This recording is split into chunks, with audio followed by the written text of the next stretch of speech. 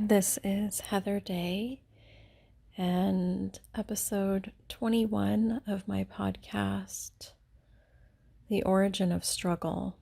And this is actually just a recording that I'm sharing of my process in awareness, a revelation that came through to me in the early morning hours of February 4th, 2023. And it feels like a transmission that is here to be shared with the collective. And so, yeah, you'll listen to, it's about a 45-minute just kind of exploration of where I'm at and the layers that were alive that I was exploring to open into this revelation. And it will conclude with just a short connection again, kind of back in this post-recording space of integration and having felt into it a little bit more and some more details that have moved through, and just a little bit of a summary from a less liminal space, as this was actually recorded while I was still in a quite feminine consciousness space. So yeah, stay tuned through the end for some additional insights, and I hope that this revelation speaks to you and offers you some insights into your own experience of struggle, especially with poverty consciousness. It's early morning. I take this time every day to connect into my body, and by this point, naturally, my insights and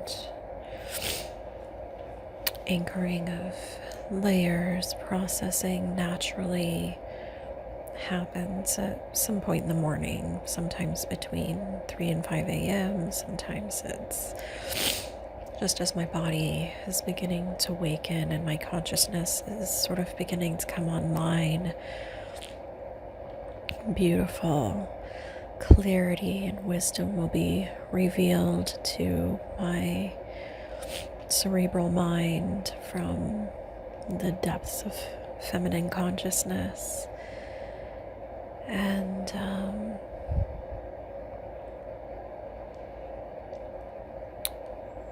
where I am right now, I've been contemplating my pearl. We are currently on the cusp of a Leo full moon, which means that the moon has been in Cancer. There's been a lot of energy with the relationship to mother, and I personally have been feeling really good. I'm living with my mom, and I've got my 2 baby girls with me, and so we've got 3 generations of women here, and my mom and I are both doing the deep inner work.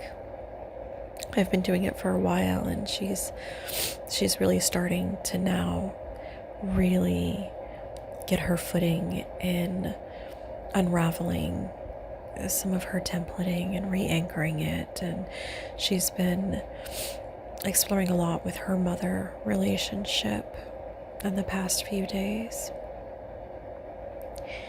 and I've been supporting her in that.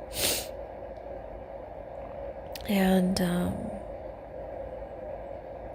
I am currently, well, we both are in opposite directions, really working with our money karma and money karma, sorry. And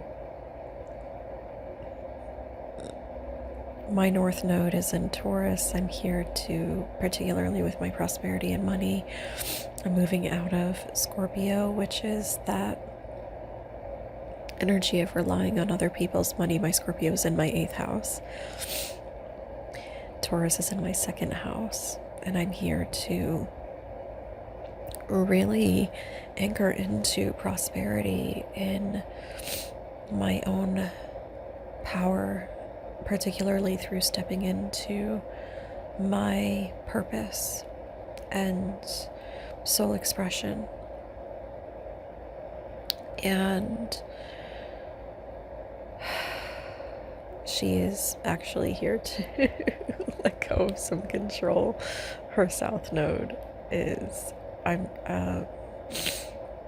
her south node is in her 2nd house, and her north node is in her 8th house.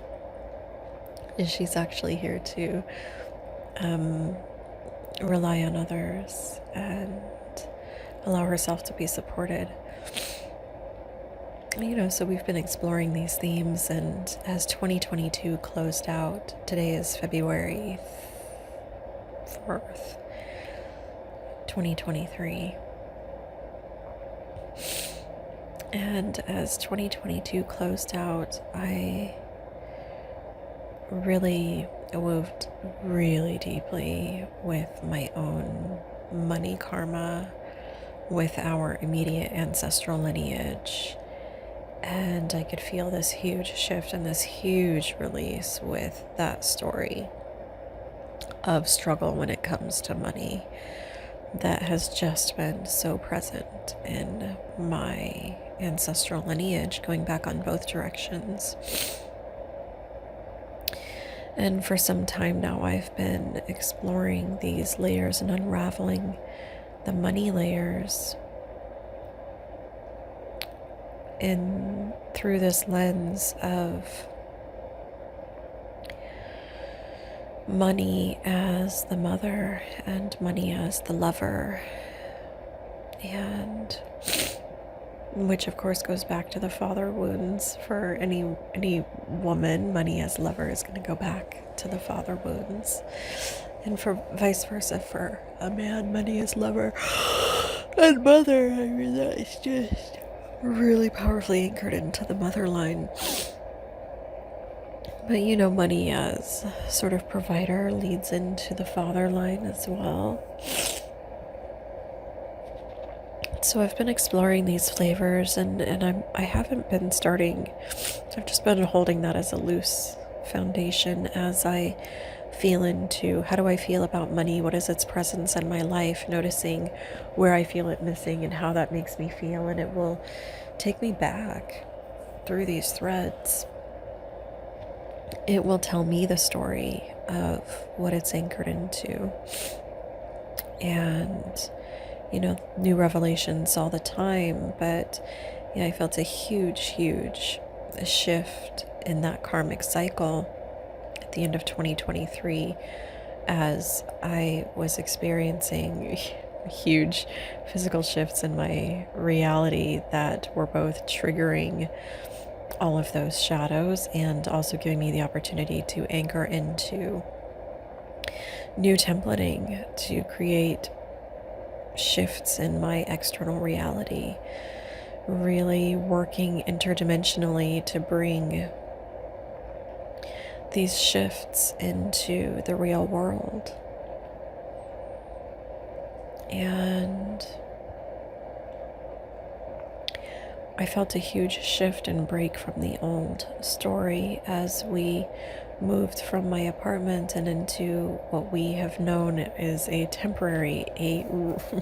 actually rigidly temporary space in an Airbnb that is available through the end of through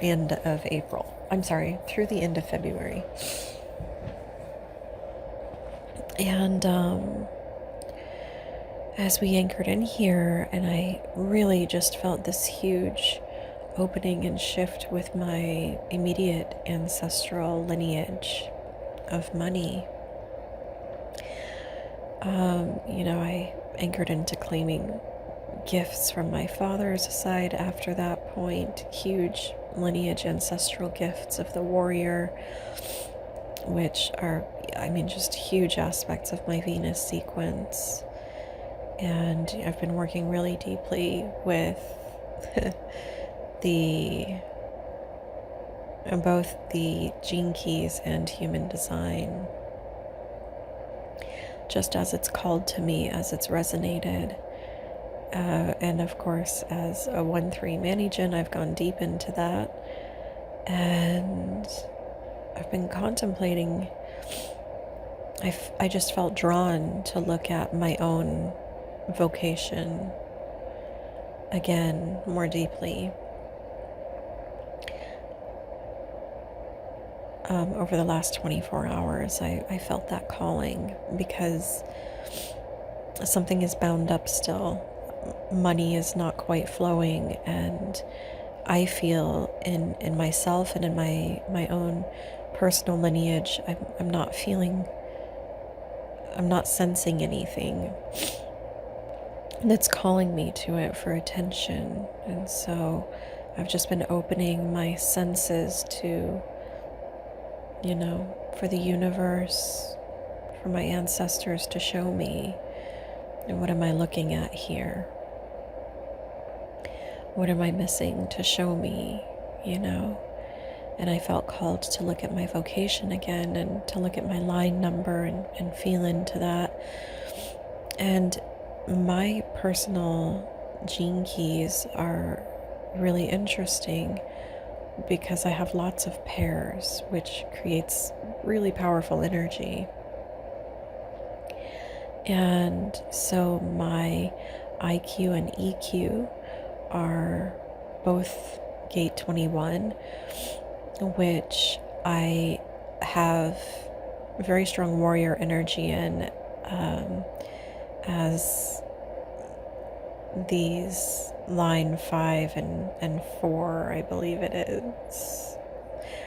Yeah, it's 5 and 4. So my shadows are control and meanness and defensiveness and meanness, which is this very strong warrior energy in a gate where the shadow is control and the gift is authority. The city is valor. And so you can feel how that's really anchored into this soldier kind of energy, warrior kind of energy. And this dominated my 7 to 21 age range, anchored into how I've protected myself from the masculine, the wounds of the masculine, the wounds of the father taking advantage of me, of my body, extractive qualities.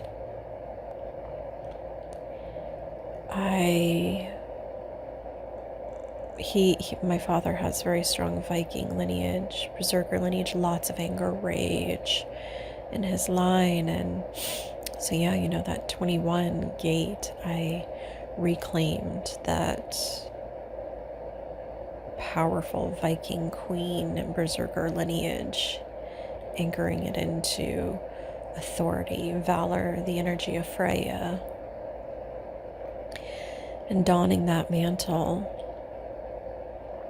Then my SQ is gate 38, which is also my culture, and it's a line 4 again, and it's around kinship and belonging. It's the heart space is in my SQ, and in my culture it's line 5. Line 5 is the fixer. It's here to work at a global level, to fix something at a global level. And the shadow there in gate 38 is struggle. The gift is perseverance, and the city is honor. And so again, you can feel this warrior energy, persevering, struggling, and then stepping into honor, which really actually is a transcendent sovereign that transcends the warrior energy and really anchors it into the sovereign, as does moving from I mean, Valor is still very much a warrior energy, but it's a very sovereign warrior. And, as I started, then as we move into my core, so my entire Venus sequence is actually deeply connected to these double energies and deeply connected to my pearl. My vocation is gate 41, which is the gate of origin, and that is also my pearl. And my vocation is a line 6. So the interesting thing about, as I dove, I already sensed that this is about, gate 41 is this rebirth. It's coming back to our pure essence. It's re-anchoring our roots into the original templating of our soul essence, right? Burning away this debris, clearing away this debris of conditioning. Line 6 is here to have a fullness of understanding. I mean, gate 41 in itself is the crone and the maiden. It's the two faces. It's the ending and the beginning. It's the origin point, and all origin points start from a space of blackness. Everything has to be destroyed to release the energy for something new, right? We move through, and this codon ring, it's a codon ring all of its own, actually. There's no other gene that is in this particular codon ring. It's the only one that holds its own codon ring, and in our genes we see this codon ring at the beginning of any new cycle of structure. So if we're working with the DNA of the liver structure, the codon ring starts that. Codon ring 41. It's the end of the previous thing and the beginning of a new thing, right? But this is at our genetic level, in our genes, where we find this codon ring. But at a global, just mass consciousness, feminine consciousness level, what we're looking at here is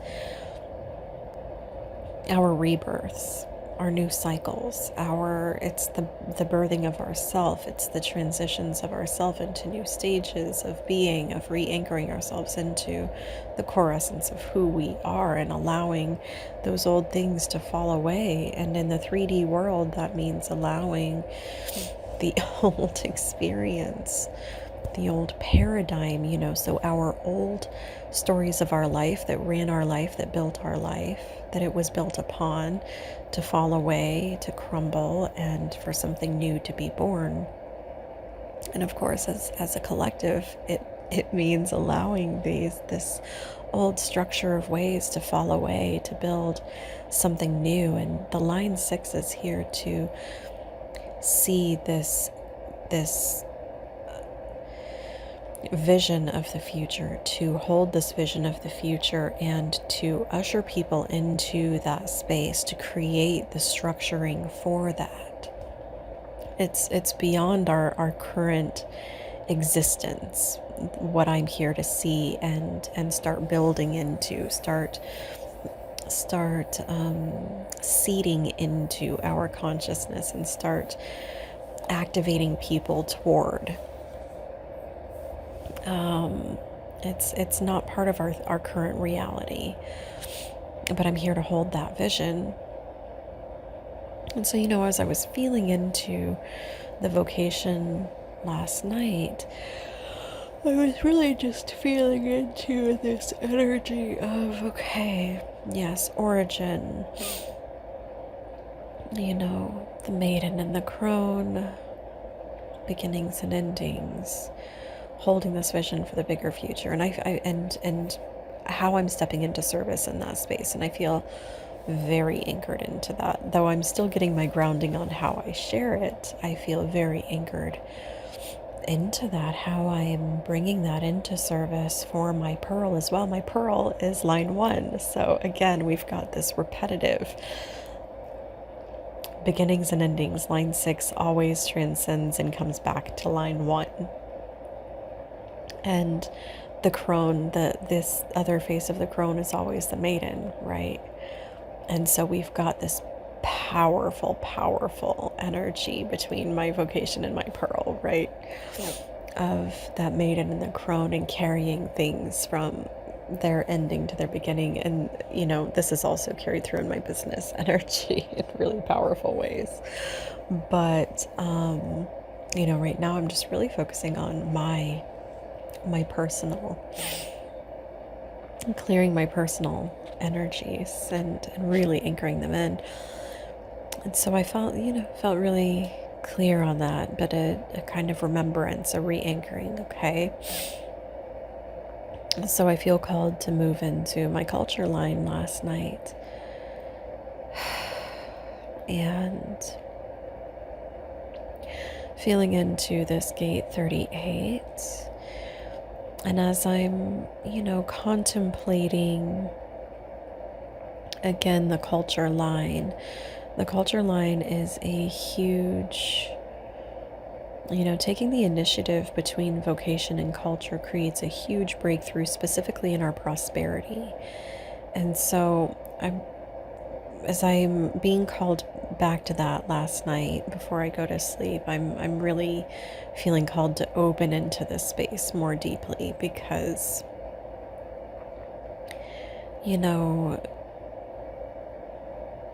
I'm feeling where there's, in my own life,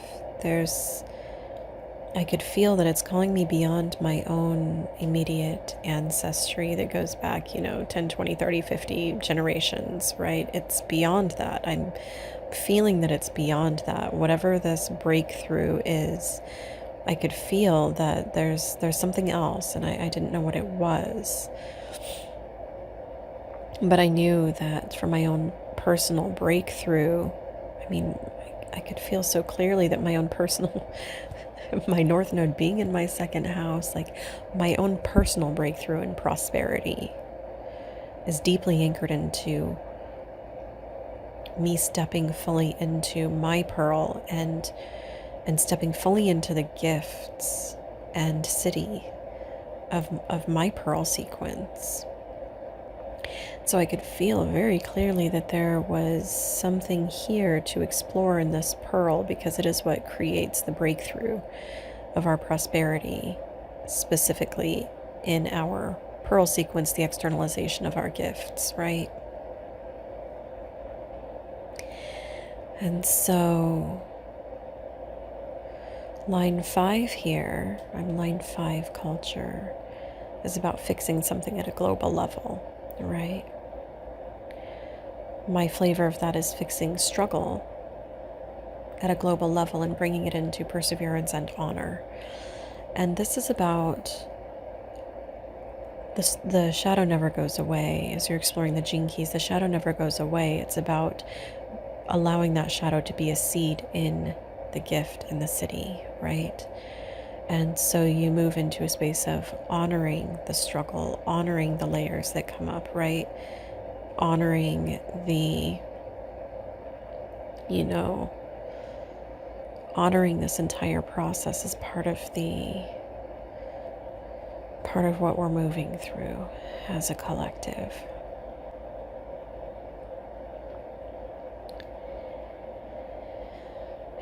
And so, I just opened myself to that last night, and what revealed itself to me yesterday, just in my personal experience, was an awareness of,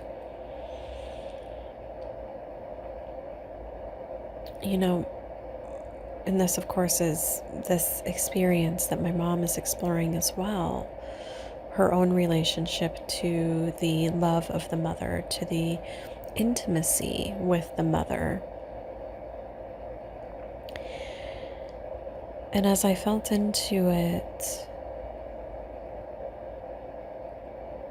I realized that, this is something that I've explored with my sisters, my soul sisters,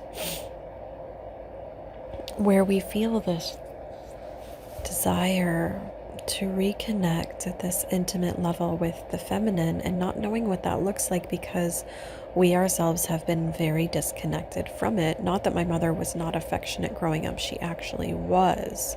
And I'm very affectionate with my daughters. But there came a point where I stopped being affectionate with my mother. I really wasn't sure what that is. I'm still not quite exactly sure what that is. There may be something else to explore there. But, as my mom and I felt into it last night, we realized that going back for, we don't even know how many generations, there was no affection from the mother. It was removed for various reasons. And so, I just held this last night as I felt into this thread of struggle. And there's something for me to explore just in my immediate ancestry there. There's something to reclaim and explore there. But what I was drawn into first, as I opened into these energies,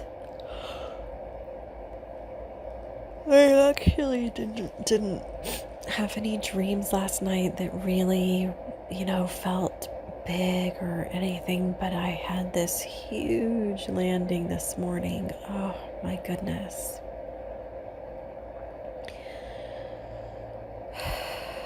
This awareness of struggle, and it took me back, beyond, the 50 generations, 100 generations. Way, way, way, way, way back to the origin, the Gate 41. Richard Rudd talks about to have this breakthrough, you feel into the connection between the vocation and the pearl, or the vocation and the culture. So for me, that's the origin and the struggle. What is the original struggle? But where does that come from? Feeling into it from these flavors opening up. And I'm, of course, taken back to Eve. And what I'm taken back to is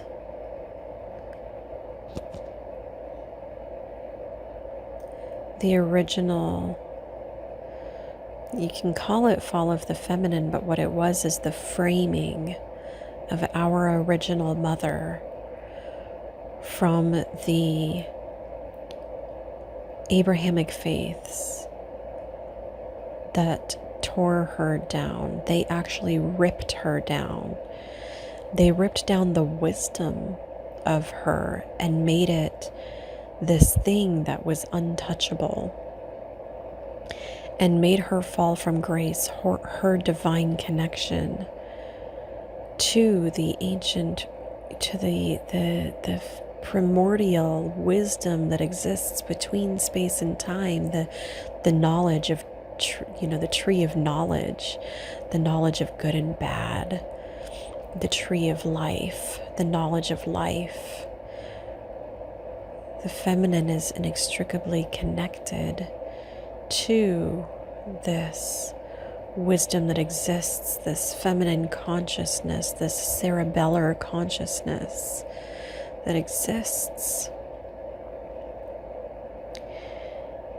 And in ancient times, the masculine has been initiated by this wisdom. When you anchor into the tribal consciousness that still exists beyond this, the Abrahamic faiths of the West, right? There has always been deep connection to initiation through the mother womb. These womb spaces have been created in the earth, these rebirths that have happened through the womb space of this divine feminine consciousness. And the oracles and seers, the priestesses, whose womb is a direct connection, embodiment of this connection, this oracular gift that is connected to the Cer- the you know the cerebellar consciousness of the feminine that exists in this oracular space, these gifts, right?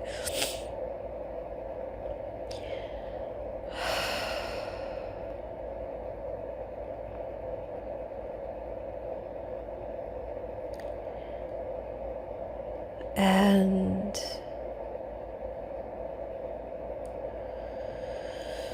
she was destroyed. In any lineage that has been touched by Christianity or Judaism,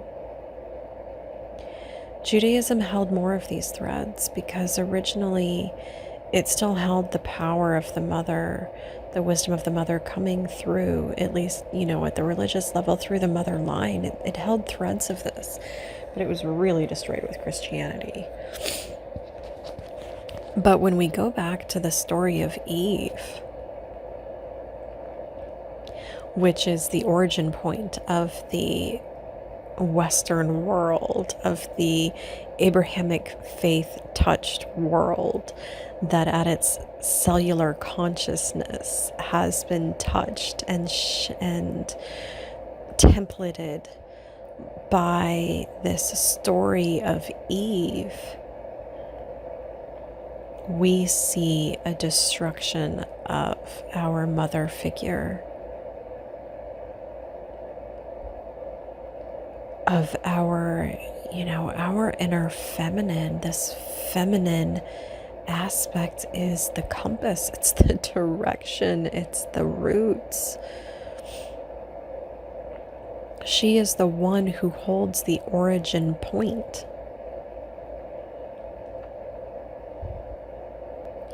It is through this space that we reclaim what we're supposed to persevere toward and what we are here to honor.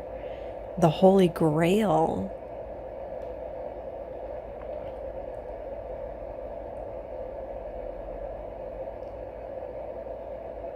And man, Grail lore, oh my gosh, Grail lore is the divine feminine. It's the chalice, the womb space that holds the creation of life, that holds, and it's this, the divine feminine, the Holy Grail is an energetic blueprint. It's embodied in a woman, but this is the energetic blueprint of rebirth, of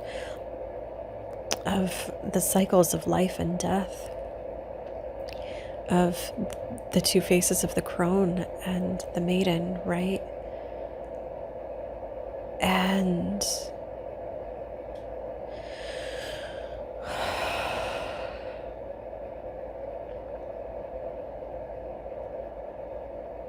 when our mother figure was shamed and distorted and thrown into shadow for her connection and power to bring us into this point, for the power of bringing the masculine into this point. I mean, this is not just a man, the external masculine. This is our own internal masculine that we rebirth through this cerebellar consciousness, through this mother consciousness. It literally destroyed. I mean, the mother is what feeds us from her breasts, the mitochondrial DNA that flows through us at a cellular level, the flowing milk from her breasts, that is the nourishment. I mean, this is what created we had to be thrown into struggle. We had to be thrown into, I mean, look at, you're encouraged to not have money when you're looking at the level of a lot of spiritual context. But you're encouraged to give it back to the structures that be, right? To the Father, right? You're encouraged to give it to this external father and to live without luxury, to live without questioning, without your own deep sense of sovereign wisdom, without, and then, it even has gone into, it's gone so deep that, the milk that flows from the mother's breast has even been taken away as we've lost our ability to nurse because our hearts have been so closed down and we've been encouraged toward external nourishment. Our wombs have been taken control of. Our birthing process has been taken control of and turned into a business. Just how deep does this repression of feminine power go, and why? Because when we are anchored into this feminine wisdom, when we are free of these chains, which, by the way, is the gift of my life's work, my brand is abundance and freedom.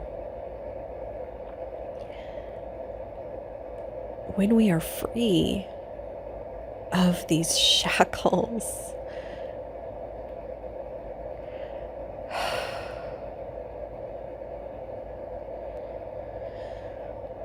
when we're free of this struggle of prosperity, when we take back our own connection, when this wisdom of the mother is actually reconnected to our Eve, when she is anchored into her power, her consciousness, her connection to the divine, when we are able to again rebirth ourselves through this energy, through this wisdom, when her milk flows through to all of us, this powerful river from this origin point, we are nourished. We are no longer starving. We are no longer struggling. As babes, the mother, the nourishment flows into us through the womb, and it's meant, effortlessly, and as newborns, it's meant to flow effortlessly through her breasts to nourish us. And when that is taken away, because she has been shamed, of course we feel poverty, of course we feel struggle, of course we feel, money becomes the mother as we grow, as we individuate. It's what nourishes us, it's what brings us food. We have to exchange it for the roof over our head, for the food in our mouths. And so the answer for a lot of people has been to, okay, well, I'm just going to go off grid and I'll grow my own food, and that's great. It's beautiful because that's nourishing and we're reconnecting into the original mother. But we are here to thrive, and we are here to build a new paradigm. And power has always resided in those who had money, whether that was the green money that we see now, and I did a podcast on this, or, the furs or spices or textiles or jewels. Whoever has had the money, it hasn't had to be royalty. Even when you go back beyond into the ancient, experience of tribal land, it was still who had the land, who covered more land, not that they even felt that they owned it, but who covered more land.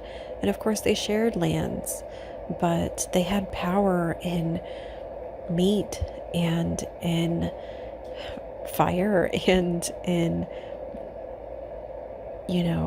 furs, and they would trade with one another, right? And it's always been about who holds the resources. It's so important for us to claim our money prosperity. It is so fucking important. And oh my gosh, I could just feel this huge, just mind and heart exploding experience of clarity around this original struggle. The cellular DNA, where our mitochondrial DNA was attacked. and her power was taken offline to create. The mother was removed. She was shamed to create this disconnect.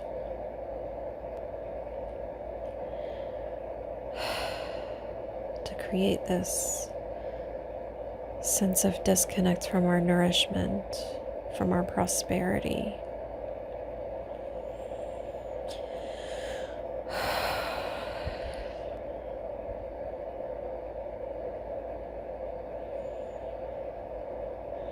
And so as I felt that re-anchoring in at this origin point,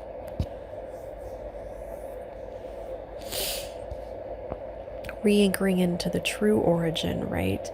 Re-anchoring into the ancestral wisdom of this beautiful feminine consciousness as I re-anchored the Eve of the Western cellular DNA into her rightful space. I could just feel this flowing of milk and honey, this river rushing through the feminine line, the cellular line, this clearing of that coding, this re-anchoring into that origin. And this doesn't change the experience of my ancestors. It doesn't change my experience in life. What it does is it unlocks moving forward.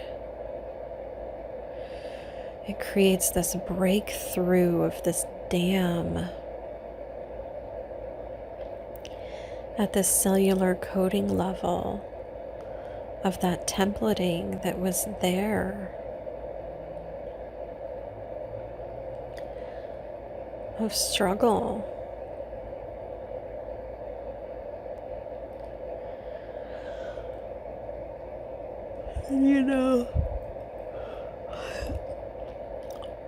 Just, honoring the finding that space of honor. It's easy for me to step into perseverance, into the gift, to bring it through. I can feel how this river is here, moving through me, how I'm here to, this beautiful gift of prosperity. It's not even, it's here for me to experience, but it's here for me to claim and embody, to allow this river to flow through me, to awaken it in others, to flow through to others, to have this beautiful connection, re-anchoring into this cerebellar consciousness within every one of us. The gift, the coding, the templating, the grid that exists within every one of us, to allow ourselves to rebirth through this, to claim our soul essence, to re-anchor into our nourishment and prosperity, to anchor into our gifts, to step into our space in the collective as our pure expression of self. And that's not like some transcended thing. It's, we came to this earth, our bodies incarnated here, our soul chose to incarnate at this time because we have gifts, because we have an essence of who we are that has a role to play, a gift that is here to be shared, to build our community, to nourish our community. As the fractal, it's not some struggle, it's a returning to simply who we are, to what we love, to our natural gifts. And it's this beautiful, sustainable, fractal community that we get to experience based on just who we are. Not because we've become perfect and we've transcended anything, but because we're here to embrace the shadow in the, in the gift. We're here to hold that, honor that, and claim it, and allow it to seed the gift, to seed the new communities that are growing from this gift. This community that is rooted in the feminine consciousness, in the wisdom of the feminine consciousness that exists beyond space and time, the knowledge of life,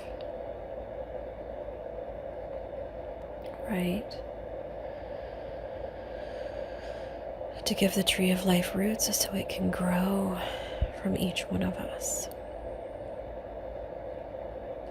To re-anchor our own feminine in this tree of life wisdom so that it can grow from each one of us in its own unique essence that grows through us, our own gifts. I am here to help people reclaim their essence, and I explore their essence through these gene keys, their genes, through their cellular templating. And one might wonder how you can do that from a birth date, and the answer is that our genes at a cellular level are templated. Our soul chose to incarnate through the body that it incarnated through at the specific time that could be coded by this cellular DNA. It could be coded by the astrology and the womb that it was within. It's incredible.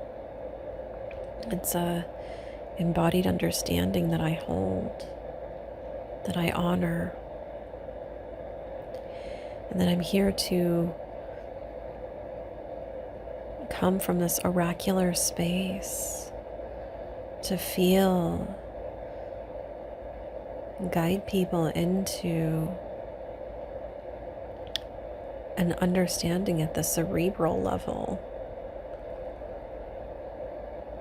of who they are, so they can begin to penetrate it and explore it and allow it to reveal itself to them, so they can begin to contemplate it more deeply in their lives and claim their gifts.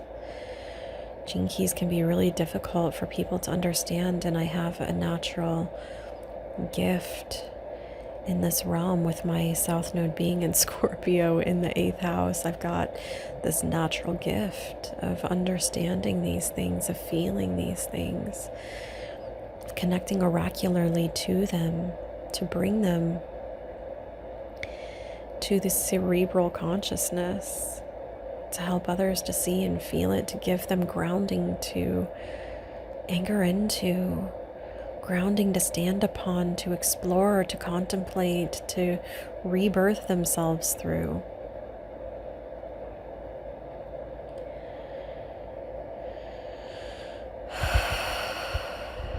This is how I fix, this is my solution. Even the 6th line is about seeing the beggar on the street, and I don't feel guided to give them money. I feel guided to figure out how we can help others reclaim their own unique path to prosperity, how we can get them back to this origin of prosperity and thriving, the nourishing breast of the mother, the sovereign wisdom of the divine feminine connection to cerebellar consciousness. It exists in every one of us. I'm here to awaken that, to re-anchor people into it. That's my gift.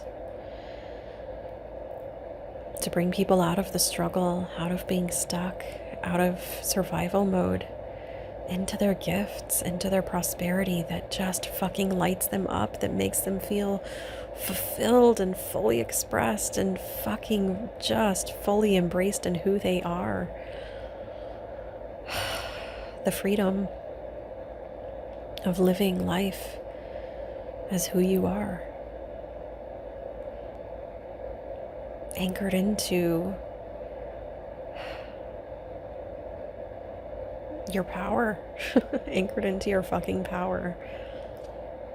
My gift, as I'm the cross of the rising phoenix, so I'm here to see where people are giving away their power, and I am here to help them fucking take it back at this origin point. So yeah.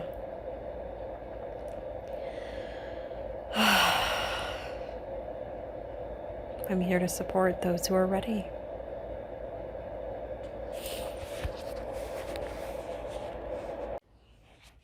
And so, yeah, just a few notes post recording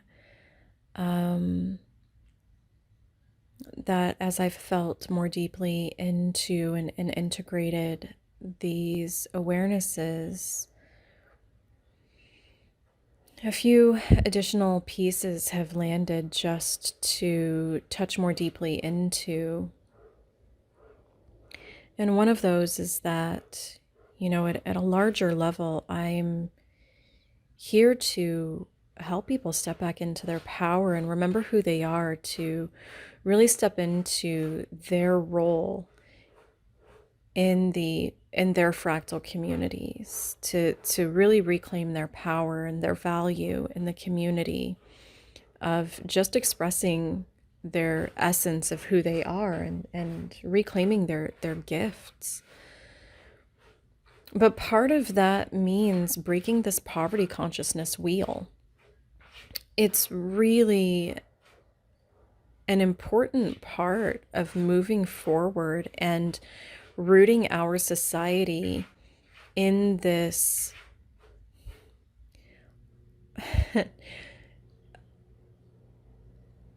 I want to say rooted, holistically sustainable space that is incorporative of the divine feminine.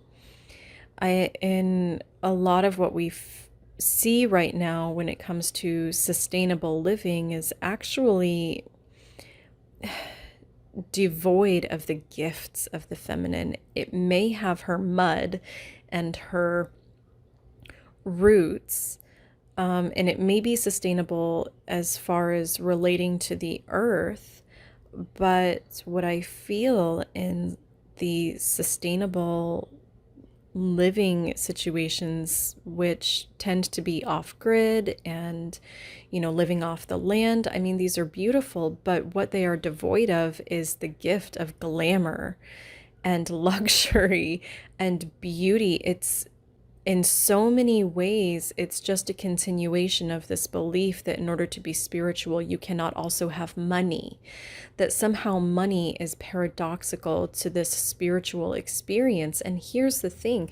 Yeah, in our transcended spaces, the soul, money means nothing, right? But we're not here to live that life. We are here to live life and thrive in this life in our body, and live it as an embodied experience, which includes all of the beauty, oh gosh, I've just, connected to Freya, and Freya is about luxury and gold and glamour, and this is the feminine. When you feel into the divine feminine, she is not just simplistic, living off of the bare minimum or living off of just the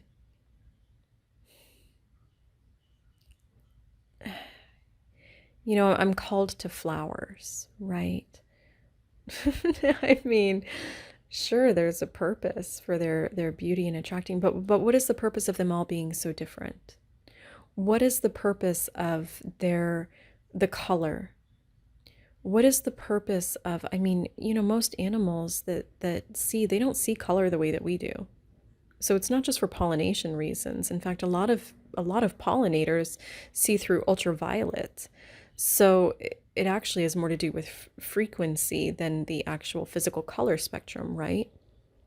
And so, when we look into this world and the textures in it, the colors in it, and the ways that it expresses itself is luxurious, it's glamorous. When we look at seashells and the minerals and gemstones and They're luxurious, they're glamorous, right? These are things that are expression of the divine feminine that are not necessary, right? So these ideas of these sustainable living situations where it's devoid of glamour, to me, is devoid of the gift of the feminine. It's separating us still from the true gift of the feminine. It's in an attempt to embrace in a beautiful way aspects of the feminine that are not being embraced in the world at large. It's still missing a huge piece of it, right? But also, when we talk about building a new world, we're not just talking about building a new world that's devoid of modern resources. It's not about shunning the modern resources, it's about re-anchoring them into its roots.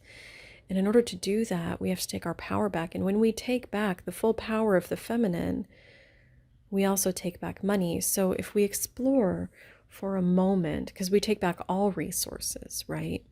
So if we explore for a moment the ways that the feminine has been devolved, right? When we look at ancient times and ancient cultures, we can feel that the feminine was revered. She was seen for her connection to death and rebirth cycles. She was seen for her connection to the oracular spaces, for her connection to the universal womb that lived within her, that has been embodied and energetically in her womb grid. And keep in mind, this is at a fractal level. All of the masculine has feminine within him as well. He has his own womb grid within him, this energetic womb within him that allows him to rebirth himself and create and anchor into his own organic compass of purpose and pleasure and love and nourishment and all, and intimacy and all of these things, right? He's not just this separate thing. He's not all ego, right? And so when we feel into this divine feminine aspect that exists at a fractal level, and we feel into the reverence that we had for this existence in ancient times, this is the primordial template of wisdom and consciousness that we are here to re-anchor into, that we're here to honor and preserve, to bring back forward into modern times, to resurrect. And when we feel into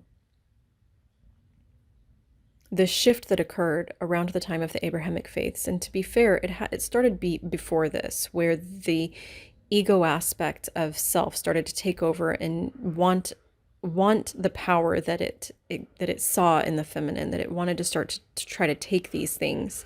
It started before the Abrahamic faiths actually took root, right? Because they were seated somewhere, right? But things really took root, and they started to shift our cellular templating as this experience and story of the original sin began. And so what they've done is they've taken this mitochondrial Eve, right? And they have distorted her. So when we think in terms of 3D linear experience of time reality, you're going back 150,000 years to our mitochondrial Eve. And, I've got my own ideas about that story and how that formed for another time. But we've got this, ancient templating of this feminine that was revered, that was held for her gifts for hundreds of thousands of years, right? And then this shift started to occur. And when you go back, Abraham was born, records indicate around 2100 BC. And when you look at his shift of, that monotheistic religion, that one masculine God, right? Which just, I can't help but laugh at it Because, I mean, isn't that just like the original shift of, oh, this masculine God? I mean, gods of creation have always been feminine. Why? Because it's the feminine that births, right? But when we started to shift this, I mean, that was kind of the first thing, right? But there's this story of Eve and how I mean, it is the beginning of the devolvement of the feminine, where she is taken, where she is shunned for her connection to this wisdom, where she is shunned for this connection to her sexuality, right? I mean, when you feel into our power, our root centers, it is the sexual centers. You cannot unweave our money, our sex, and our power. They are inextricably woven together.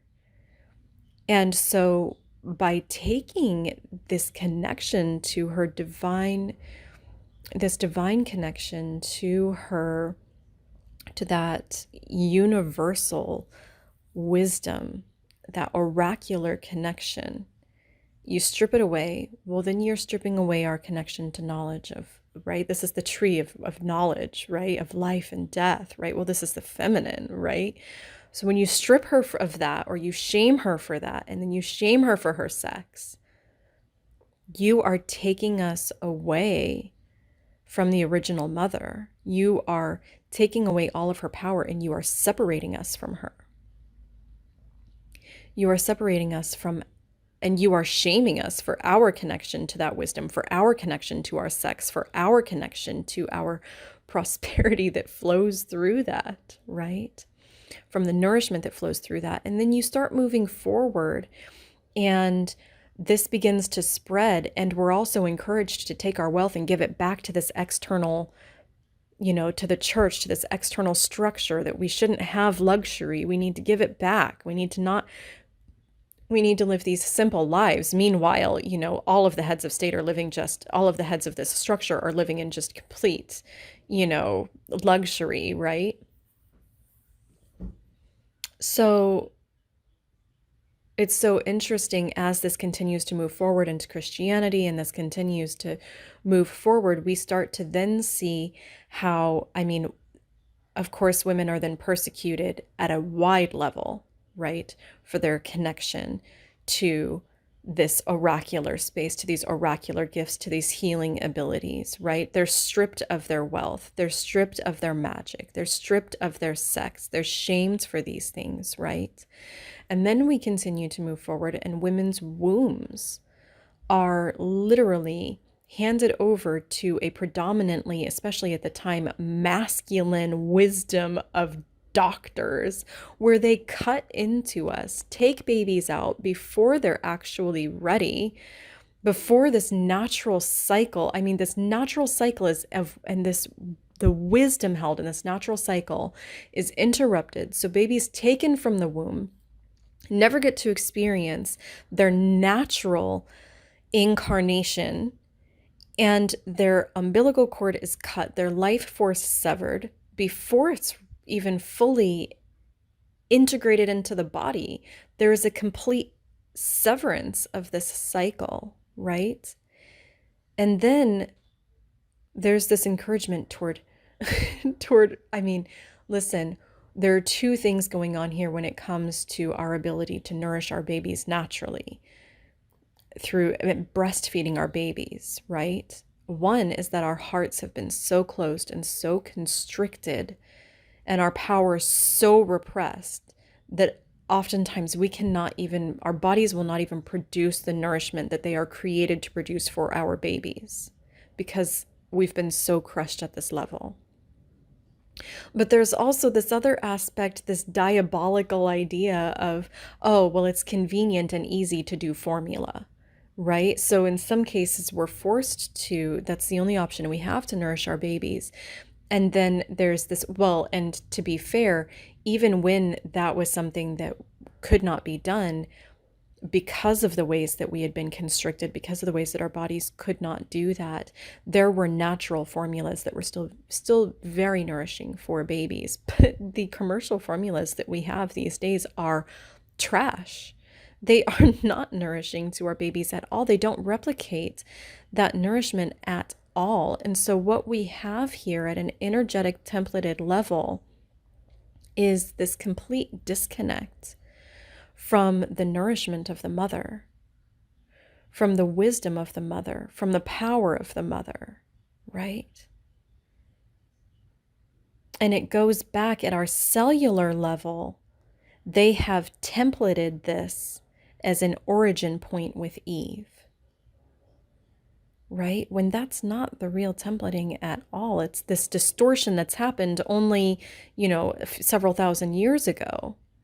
But for several thousand years, if you have any kind of a root, history, ancestry in any Abrahamic faith, this distortion began with that. And so for several thousand years at a cellular level, this has been ingrained in us. And in order to bring ourselves out of this, we have to be able to step out of that. We have to be able to see this distortion and where it occurred and step beyond it. We have to be able to reclaim that templating, that primordial templating of the nourishment of the mother, of the wisdom of the mother, right? Of her divine cycles. When I anchored into this morning, I could feel this river of milk and honey flowing through from the mother, flowing through our ancestral lines. And I could just feel this river of nourishment flowing through into my heart space. And I could feel so viscerally that I'm here with these gates of that original struggle, and to break this poverty wheel, to allow this nourishment to rush through these channels and to let it move through into the collective to help us to reclaim this templating and break that poverty wheel, because we all, every single one of us, has our own unique path of prosperity. And that is not to say that some of us get more prosperity than others. It is to say that every single one of us has we have templated in us the amount of prosperity that makes us feel so fulfilled and so thriving in this life, right? And that is different for each one of us. What makes me feel thriving and totally fulfilled, and the amount that I need to bring forth the power of change that I am here to bring in this world, it'll require a different amount of resources than somebody else, but we are all here to be fully fucking met in the amount of resources that we desire and need to move forward, to be fully fulfilled, right? Every single one of us. And there are more than enough resources for that, right? The thing is that right now, so many of those resources are tied up in this structure that is not sustainable. And I don't mean not sustainable because of the Earth's limited resources, which may be a part of it, but I'm talking about, and the ways that it's, not honoring to the earth, but I'm talking about a sustainable community that is built upon each of us stepping into the fullness of our expression in that fractal, and having every piece of wealth and resource and abundance and prosperity at the level of knowledge and power and sex and, money and every single thing that we need. We are here to be prosperous, and every single thing that our body takes pleasure in, we are here to be prosperous in. Every single sense is here to be filled and thriving in this body. And we are all driven toward different kinds of experience. And this is where it's so beautiful to explore the gene keys and human design, because it gives us permission to be different. It gives us permission to want what we want. It gives us permission to express how we express, and for our energy to flow in its cycles the way it naturally flows in its cycles. It gives us permission to interact with others and have the impact on others that we are here to have, because it's different for each one of us. We're broken into these fractals. And beyond that, we're broken into these gifts. And beyond that, we're broken into our specific, unique essence flavor of these gifts. I can't tell you how amazing it is as I've explored these these gene keys with the people around me, the people I've naturally connected to. It's so funny that, one of my best guy friends has the same cross as me, but totally different flavor essence. And one of my best girlfriends has her business carries my cross incarnation, and I personally, and my business carries her personal cross incarnation. Within its genetic sequencing, not as its cross, but it's within its Venus sequencing, Venus and Pearl sequencing. It carries her cross flavors, her personal cross flavors. And even though in our own personal gene keys, we and our businesses are reflections for each other, we have completely unique lineages and messages that we are here to resurrect, and flavor essences that we bring forth through our line numbers. We are completely unique. And being able to anchor into that removes this hierarchy of competition. And it instills this, what Richard Rudd calls a synarchy, a heterarchy, where yes, there is a fractal sort of hierarchy. We each have our own space within the fractal, but it's not one being better than the other. It is each supporting the other through this beautifully synergistic way, exactly the way that nature intended, exactly the way that when we look out in the world and we see nature at her best, we can see how there is a natural hierarchy, and yet they keep life in balance. They all support one another perfectly. It's only us who came into the mix that threw things off by our unrootedness in our own natural expression, because as you step into your own natural expression, you step into union with the universe. You step into union with the earth. You step into union with yourself and with life itself. And so, it sounds like this sort of utopian kind of thing, but the truth is that it's simply you stepping back into who you are. It's simply you reclaiming your power and your essence. And so my expression and my externalization of my gifts is to preserve this lineage of these wisdom, this wisdom that's here from these lineages. And particularly for me, it's through this lineage of the Grail and the Arthurian legends, and this, Viking warrior energy of perseverance and honoring of what we are here to do, and honoring of these shadows, and holding this safe space for these shadows the way that you would hold a safe space for a war, right? The way that you would hold a safe space for the training of a war.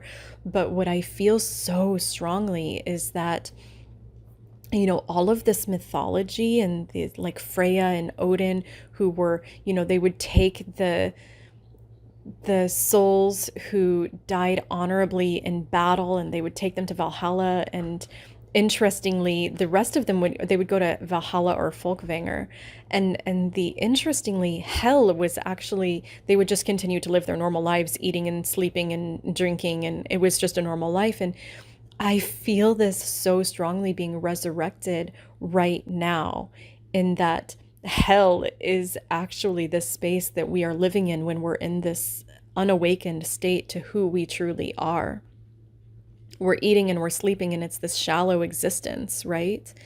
But as you awaken to your gifts and your true essence of self and you reclaim that, I feel myself like I am Freya walking through this world and collecting these souls who are ready to let the old paradigm, the old structure die, who are ready to let go of these old stories that have structured their life, to let go of these old structures that have been created from this unrooted space and reclaim their roots, reclaim their gifts, and step into the fractal of who they are. And I feel like Valhalla and Folkvanger, these amazing, you know, halls, that the opulence, and everybody getting to do that thing that they love. For Vikings, they loved to fight, they loved to, and so for Vikings in lore, it was, they got to continue to do this and they would fight their battles, right? But to me, what I feel is that we actually get to claim that which we love,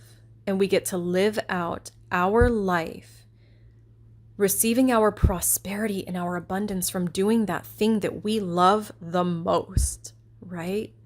And so for me, stepping into Folkvanger is walking through these fields and collecting these souls and helping them remember who they are. For me, it's that perseverance and honoring of the struggle that they have been through and honoring that core essence of who they are and helping them to reclaim those stories and to recognize the gift within the struggle that they experience, to recognize that the shadows that they're experiencing are but seeds in the fruit of their gifts, right? To recognize that these experiences aren't here to be transcended. We're not here to get rid of the shadow. We're here to embrace it and to shift our perspective of it, right? To shift our experience of it. To find that ultimate freedom of being, the abundance that comes from the freedom of just being who you are. And it's interesting because, I was thinking about people who have worked at a job for a really, really long time. That's just never been me. Like, I was just talking to my mom the other day about, like, I cannot imagine being in a job for 10 years, 15 years. The only thing that I can imagine doing for that length of time is this, being me. sharing my wisdom and my insights and supporting others through those. That's the only thing that I could ever imagine doing for that length of time. And it has so much space for me to do all of the things that I love, to spend time with my family. We just had a week off of, I live in Dallas, Texas, and we generally don't have strong winters here, but we just had a week of an ice storm here, and my kids were off of school for a week, and it was amazing. So many people were so stressed out because they couldn't work, they couldn't do what they needed to do, yet I have the time and space for everything that I need. I have the time and space to spend time with my children and enjoy these days off and just be lazy with them and not have to do anything but just cuddle and create crafts together and sleep in and bake cinnamon rolls and make brownies and have nourishing food and go walking out in the snow and playing in the snow. And, we watch movies. We can do whatever we want, right? We can do what feels most fulfilling to us in whatever moment, no matter how quote unquote frivolous it may seem, because we can be present in the moment. And I get to enjoy each one of these moments. And I get to feel fulfilled by being so deeply present in every one of these moments, because I'm not out there chasing anything. I get to just be me, right? And I get to dance with these cycles of where I lose my temper, or where, my warrior energy is out of its essence. And I get to dance with those times where I'm not in my heart space. And I get to face all of these shadows, right? Because I get to just embrace all of who I am. And embracing all of who I am allows me to step into all of my power and in my fractal of the community, right? Every single one of us has this. Every single one of us has this, right? And I'm here to help people reclaim it. So, yeah, I hope that somehow, this realization of my own deeper realization, deeper embodiment, the revelation that was, came to me this morning, that was revealed to me, is able to support you in your journey and in your path. And if you're ready to explore some of these things and my work resonates with you, I'm here to support you. And you're part of my fractal. So reach out to me, and yeah, we'll start building this thing together, right? Start reclaiming this thing and seeding this new rooted paradigm together by embracing all of who we are.